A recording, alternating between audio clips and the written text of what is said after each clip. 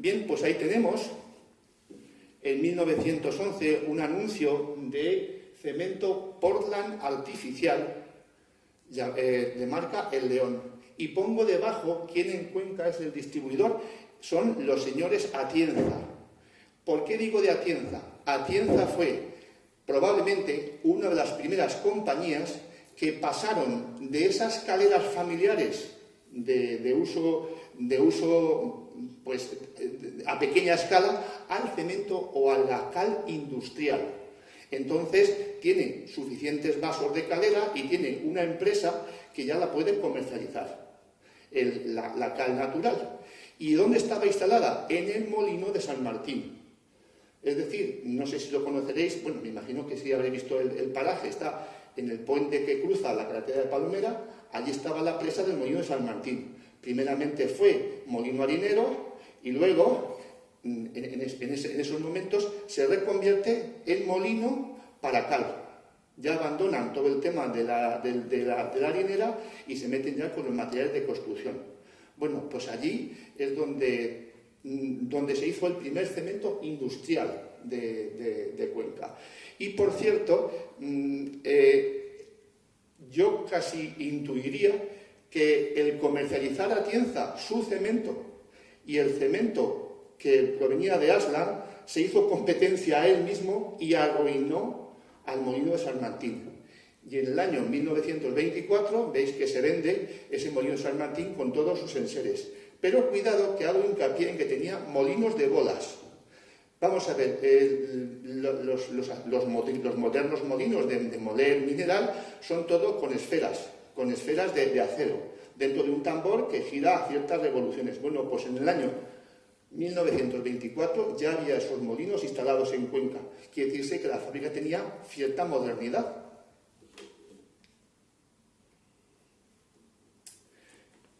Bueno, pues esto que os cuento no tiene nada que ver con Cuenca, es de Priego. En Priego, en el año 1900, se piensa hacer un pantano, aprovechando la cerrada del estrecho de Priego, que inundaría prácticamente Cañamares y llegaría prácticamente hasta la frontera. El ingeniero de ese proyecto, lo tenéis ahí, don Eugenio Sánchez Galván, canario, y es el que le encargan esa obra. Y esa obra la piensa hacer de piedra de sillería. Quiere decirse, piedras perfectamente cortadas unas con otras. Pero claro, esas piedras hay que unirlas. ¿Qué cemento propone para hacer esa unión? Pues un cemento de Zumaya. Zumaya está en el País Vasco. Bueno, pues en caso de haberse llevado a cabo esa presa, habría que haber transportado el cemento desde Zumaya hasta Cuenca. Y eso hubiese encarecido notablemente, como es lógico, esa presa. ¿Y por qué cemento de Zumaya? Porque el cemento de Zumaya es el primero estudiado por la universidad y garantizado, con garantías. Es decir, cualquier ingeniero que hiciese una obra pública no podía coger el cemento por muy bueno que fuese el que tuviese más cerca, sino tendría que coger el cemento garantizado, el garantizado con normas adecuadas para garantizar la solidez de su presa. Bueno, pues entonces ya he dicho que utilizaron el de Zumaya. Si os dais cuenta en la propaganda, es curioso porque habla de una cal hidráulica, cal simplemente. Pero además habla, no sé si lo veis ahí, dice con mejor calidad que el inglés. Ya empezamos entonces a hablar de cemento inglés y abajo, hablando de cemento Zumaya, dice que si se revuelve el cemento de Zumaya, la cal hidráulica de Zumaya con cemento Portland, se consigue un excelente mortero para obras marítimas, para obras de puertos. Es decir, obras adaptadas a la salinidad del agua del mar e incluso para poder hacer pilotes debajo del agua del mar. De ahí la calidad y de ahí su estudio y de ahí la garantía de utilizar ese producto para la obra civil. Bueno, pues seguimos con los anuncios y en 1931 aparece ahí la fábrica Aslan. Aslan es la unión de asfaltos y cemento Portland. Y está también comercializado en Cuenca en el año 31. Claro, si Atienza empezó con la distribución de cemento, después con el tiempo, quien fuese los almacenes utilizaban ya ese cemento de Asland. Volvemos al molino de San Martín. Y ya se ve que en el año 1931 aquel molino ya no funcionaba como cementera, porque en un artículo del periódico habla de que en un vaso abandonado de una calera de la subida a los Paules, yo de crío que me gustaba jugar por esa zona, aún tengo en mente esos vasos de calera que estaban abandonados, estamos hablando de 1931, allí apareció un bebé muerto. Bueno, pues esa noticia nos da la idea de que toda esta industria en Cuenca estaba abandonada. Bien, y alguien ya en 1950 cree en la idea de explotar el cemento en Cuenca. Y esas personas son las que nombro ahí. Por un lado, Felipa Castro García, por otro lado, el señor Gabriel Cebrián Ibáñez y el tercero, Federico Pinza Visier. Esos tres forman la compañía o la sociedad limitada Cementos El Huécar, que se legaliza o que sus estatutos se legalizan en 1950 precisamente. De todos ellos, quien tenía experiencia de materia de construcción es el señor Gabriel Cebrián. Ahí tenemos abajo una fábrica del tejar, porque su familia poseía un tejar en lo que serían las inmediaciones del Hospital de la Virgen de la Luz actual de Cuenca. Bueno, pues comercializaba ya las tejas y hacía tejas de muy buena calidad y muchas casas de Cuenca tienen sus tejas. Pero además hacía mosaico hidráulico, es decir, hacía baldosas de mosaico hidráulico, que son esas antiguas baldosas hoy tan buscadas para hacer obras de restauración y esas cosas. Bueno, pues una de las primeras personas que lo fabrican es el señor Cebrián. Ahí tenéis al abuelo, que es don Federico Cebrián, que fue el que empezó con todas esas ideas y la continuó su hijo. Bueno, pues esos tres son los socios que tiran para adelante la idea de Cementos El Huécar, perdón. Bien, ¿qué pasa en 1950? En 1950 pasan dos cosas, o dos cosas que casi puede decirse que son una.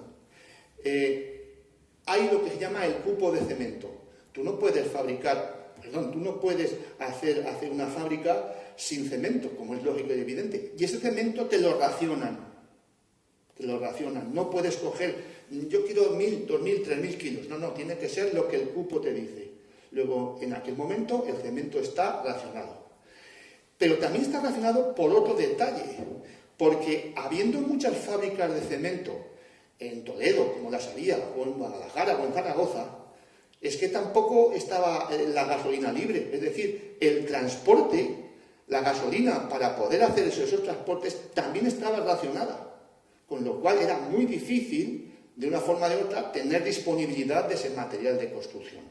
Bueno, eso pasaba en los años 50. Probablemente esos tres socios se dieron cuenta de ese detalle y dijeron, bueno, pues lo más cómodo es hacer una fábrica de cemento en Cuenca y no depender de todas estas cosas. Bien, y esa fábrica empieza su andadura y tiene un éxito rotundo, pero así de claro, un éxito rotundo. Si el material hemos visto que era bueno, que está dentro de la calidad, incluso de mejor calidad que muchos de los que se comercializaban, además de ello, fijaos bien, porque en el año 53, 3 años después, piden ampliación y se comprometen a fabricar 10.000 toneladas métricas anuales. Lo dice ahí, no me lo he inventado. 10.000 toneladas métricas anuales. Eso significa del orden de 28-30 toneladas al día de cemento. Quiere decirse que ya los hornos son lo suficientemente modernos, los aparatos son suficientemente modernos para esas 10.000 toneladas métricas al año. Hacen cemento natural, es decir, siguen sin salir la idea de cal. Cemento natural, llaman también el cemento romano o también la cal hidráulica sin más. Hecha en hornos un poquito más perfeccionados pero ya no es el vaso de calera, pero son hornos circulares que consiguen temperaturas de 1100 grados. Pero es que 3 años después piden que de fabricar cemento natural se les conceda fabricar cemento Portland. Lo dice ahí debajo.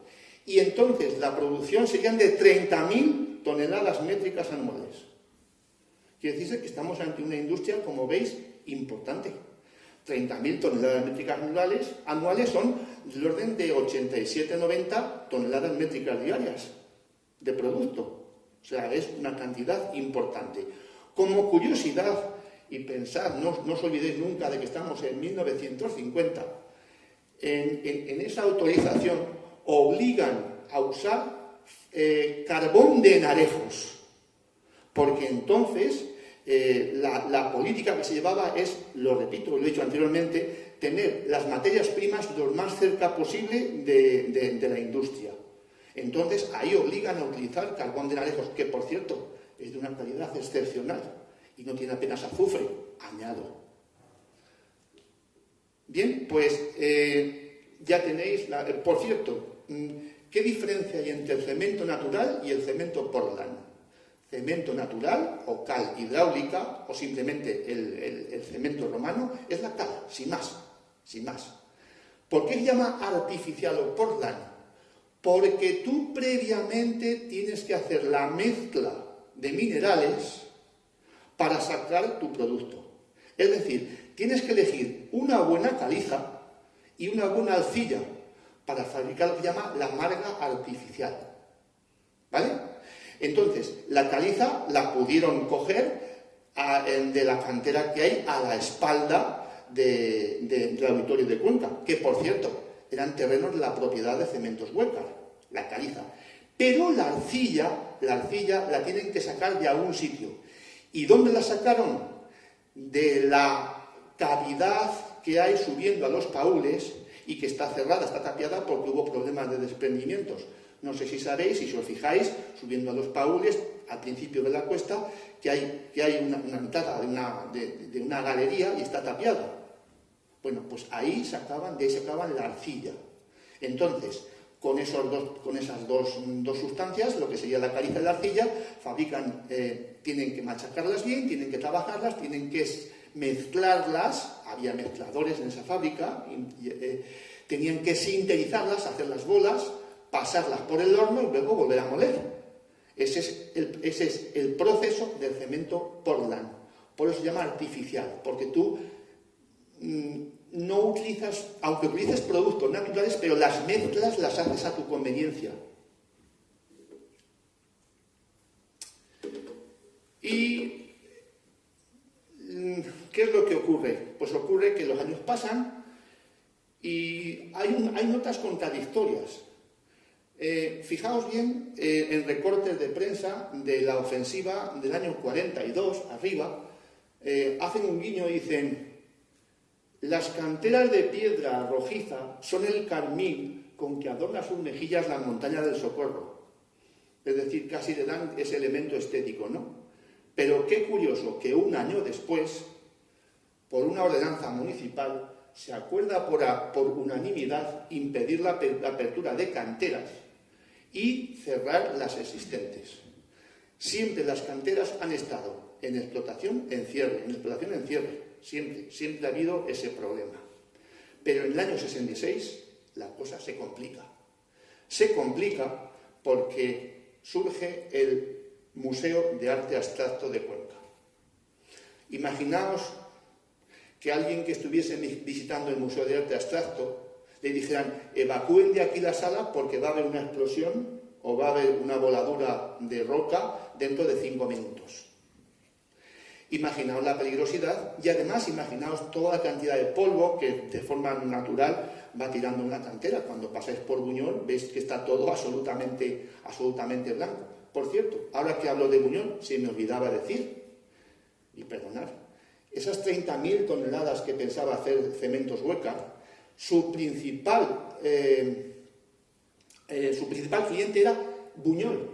Es decir, abastecía a Buñol, abastecía a a Yepes, a Toledo, abastecía a Guadalajara, abastecía a Zaragoza. Es decir, que en Cuenca a lo mejor, de esas 30.000 toneladas, a lo mejor se quedaban 2.000 o 3.000, el resto todo era para vender. Porque las cementeras de la época tenían tal demanda que no eran capaces de ofrecer tanto producto. Entonces tenían que comprar a las demás. Perdonad, eso se me había pasado. Bueno, pues volviendo al debate que tenían con el Museo de Arte Abstracto, la prensa de la época forzó muchísimo el cierre de las canteras y llegó a hablar de la herida abierta en el paisaje, en las hoces de Cuenca. Y esa herida era imperdonable. No se puede pretender tener una ciudad turística y tener ahí las canteras de piedra, ¿vale?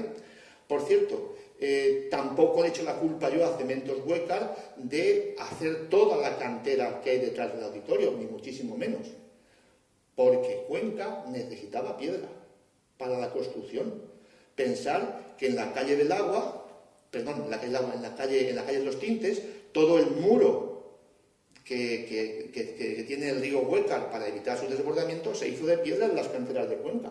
Quiere decirse que la piedra siempre ha sido un producto que ha sido necesario en Cuenca y se abastecían también de aquí. Quiere decirse que no le echo la culpa yo a Cementos Huécar de toda la cantera, también tenía culpa el ayuntamiento. El caso es que pasan los años y en 1970, cuando ya ha desaparecido Cementos Huécar de su sitio porque se tuvo que cerrar, se piensa cómo tapar esa herida del paisaje y empiezan a barruntar diferentes proyectos. Y antes o después surge el Auditorio de Cuenca que intentaría tapar esa herida, ¿no? Y eso tiene lugar en 1970, donde tiene lugar la expropiación de terrenos y los comienzos del Auditorio de Cuenca.